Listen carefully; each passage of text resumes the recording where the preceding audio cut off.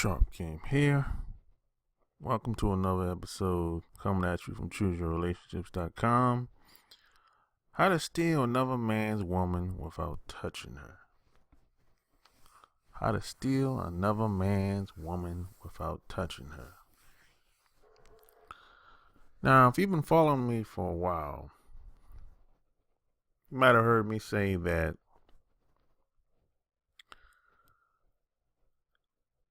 today you don't really have to force anybody to do anything or convince anybody to do anything. All you have to do is influence. You don't have to really, the U.S. government they don't have to get violent as much as they used to. Today, it's more of a psychological war. They want your mind.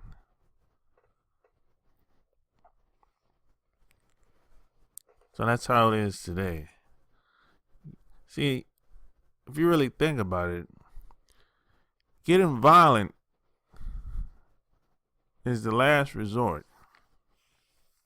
And the most powerful tool to capture people's minds today is the television, advertising, magazines, stuff you see on the internet, images, banner ads on the side of the highway. Now, some people might say the greatest tool is a nuclear bomb. But most nuclear bombs don't get used.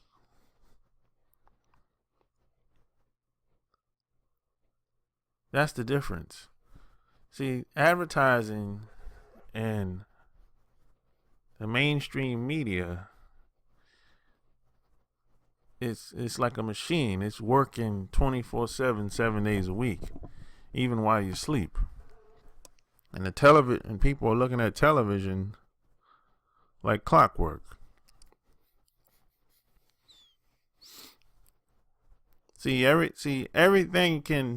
Almost everything.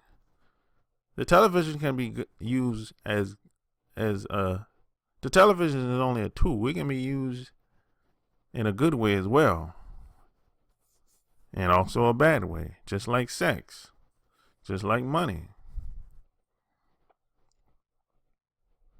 just like influence that you might have. And you have to realize that where the mind goes, the body tends to follow.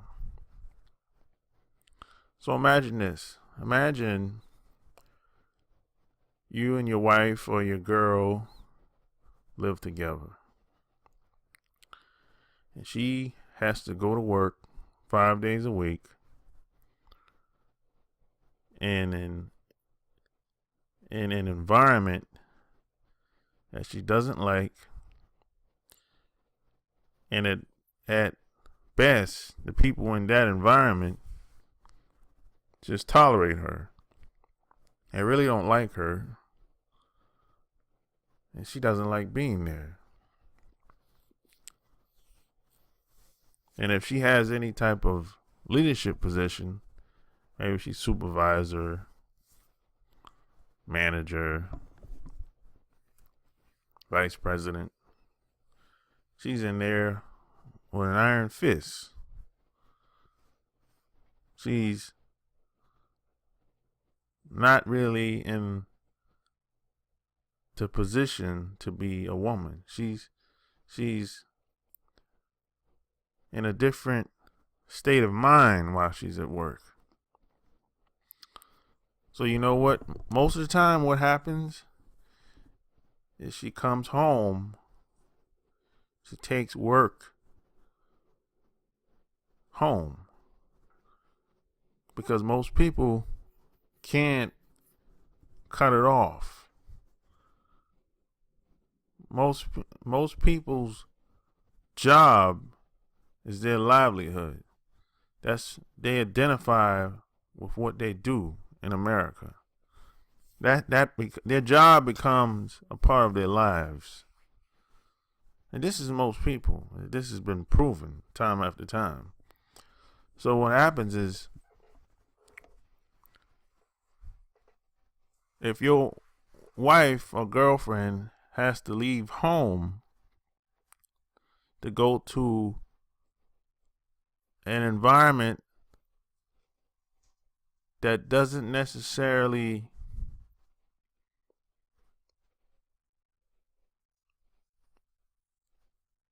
accept her or welcome her, you're at a disadvantage as a man. And I'm going to tell you why. Because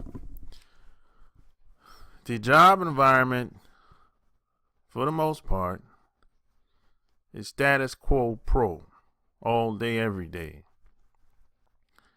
And that in itself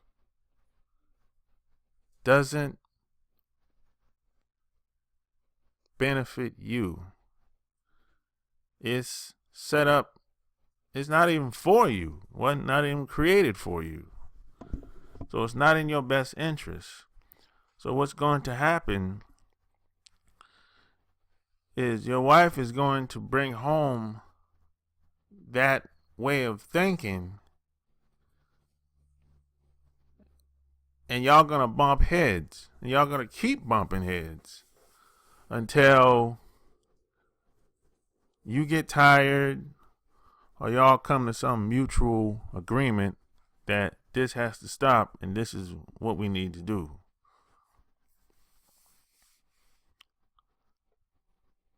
And we're always going to be at a disadvantage, because the name of the game today is a psychological game. It's to influence people, to brainwash people to do things that's not in their best interest, but it's in the best interest of the large corporations.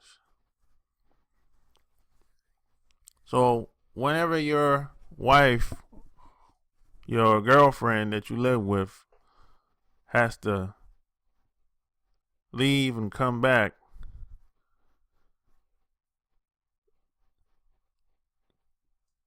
it's always going to be a struggle. Because on one hand, you need money to have a family, take care of your family, take care of yourself.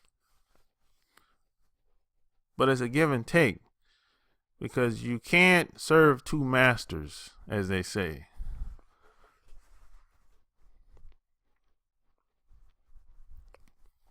So it's kind of like a double-edged sword, So this is why I always say, if you really want to live the best life you possibly can, you got to always put yourself in a right environment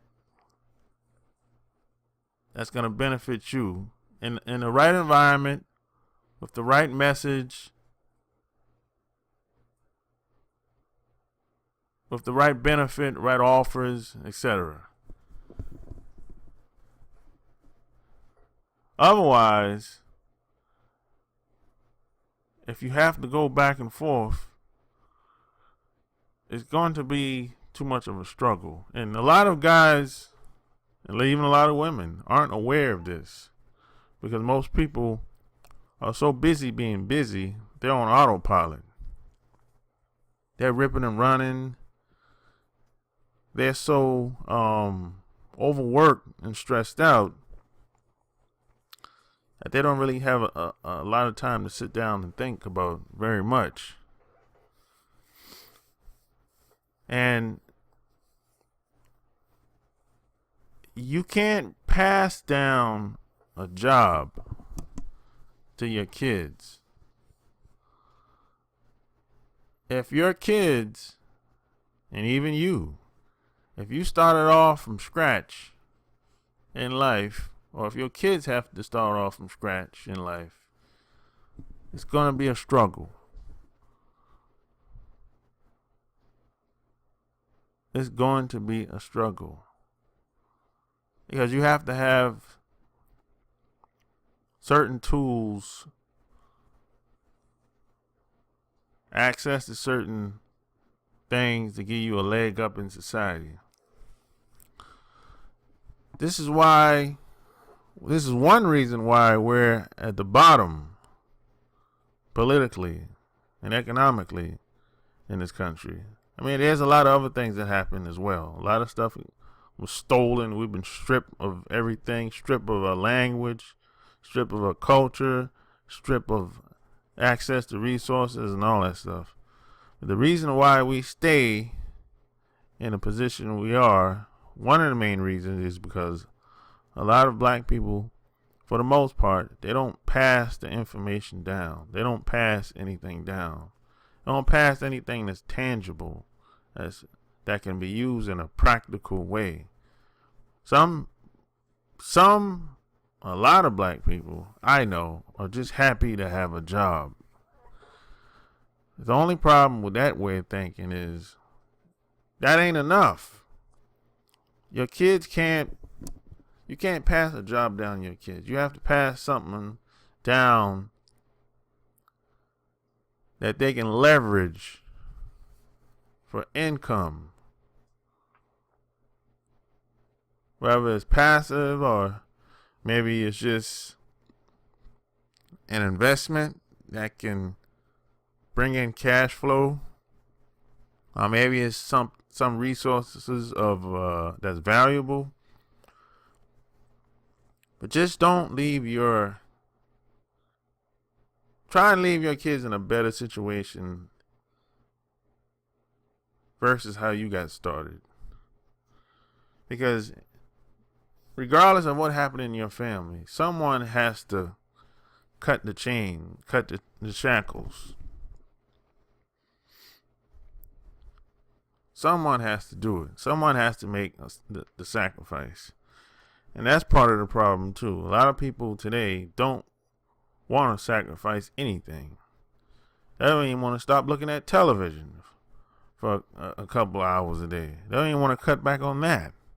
They don't even want to cut back on doing things that's going to benefit them only because they're not aware of it. Because they're ripping and running and they don't really have a lot of time to think.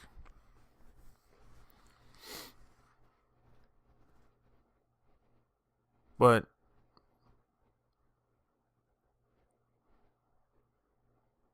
something has to change. And based on my experience, nothing's going to change until you change. It's going to start with you. No one's going to come and rescue you. No Messiah is going to come out the sky like Jesus and become your savior. It's not going to happen. It's not going to happen.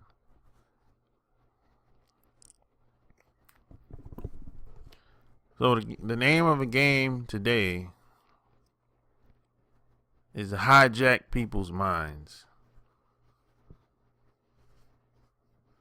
Have them thinking something that's imaginary, something that's like delusional, something that doesn't exist, and keep people on a hamster wheel thinking something is coming, but in reality, ain't nothing coming. In reality, you have to make shit happen for you, your family, and your friends. And y'all have to stick together. No one from no other culture is gonna save you. White folks are not gonna save you. they'll exploit you, use you up. And then after they're done with you, they get rid of you and go find the next person. And just because you got married to a white person, that doesn't mean anything. That doesn't make you better. That doesn't make you free. Because at the end of the day,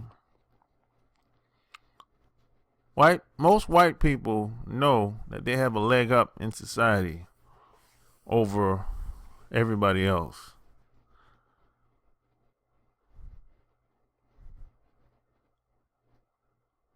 And they know that they're white and they have advantages over you if y'all in a relationship together. So when shit hits the fan,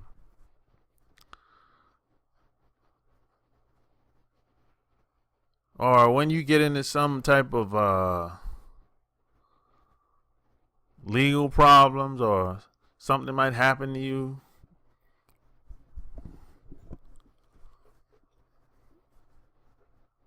what you think the person that you married to that's white, what you think they're gonna do? Well, you think they're gonna speak up for you? You think they got your back? You think they're gonna do time for you? You think they're gonna stand up for you?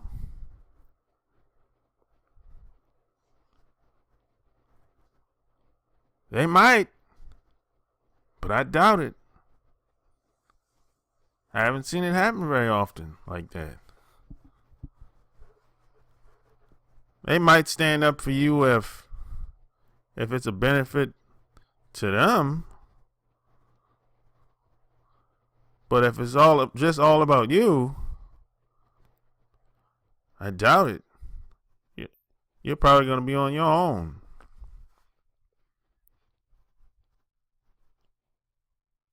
You're a lonely drifter. See, we don't have no friends out here. We don't have no friends. This is what a lot of black males got to get in their heads. We don't have no friends. Oh, you might have some people that might like hanging with you. They might even look out for you. They might even help you out from time to time. But in the end, you might have one or two people left that's really down with you, that's really rocking with you. But even those two people, once they get scared, you don't know what they're going to do. I've seen it happen. When people my dad used to tell me this. When people get scared, when they're afraid, when that fear runs through their veins, forget about it. They're likely to do anything. He told me, don't put them in a position like that. Because 9 times out of 10, they're going to do something that you probably wouldn't like. So don't even put them in a position to be shaking in their boots. You know? So we don't really have any friends. What we have allies and agents. Everybody you meet, even an ally or an agent. That's it. You have nothing else. You have no community. You might have a network, but that's going to be predicated and built upon who you are as a person. But we don't got no community. That's been broken since crack came out in the late 80s. Because our community, I mean, as a people, we're always under attack.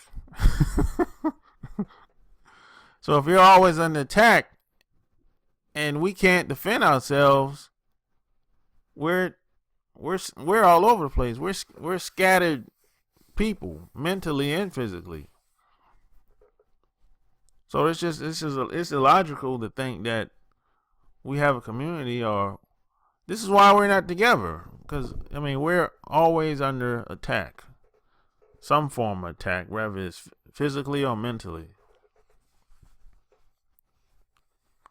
And a lot of black people, we're always looking for the next new shit, next new clothes, next new car, next new girl, next new job. We're very feel good kind of people. We're looking for that. We want to be validated. We have low self-esteem, so we're always looking for the next new thing. But there's nothing new under the sun. Everything just gets rehashed.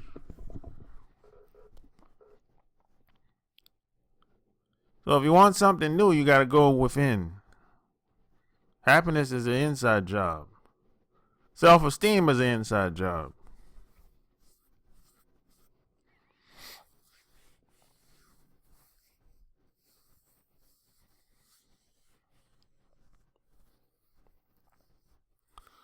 So if you like what you heard, subscribe to my channel. Check out my blog, chooseyourrelationships.com.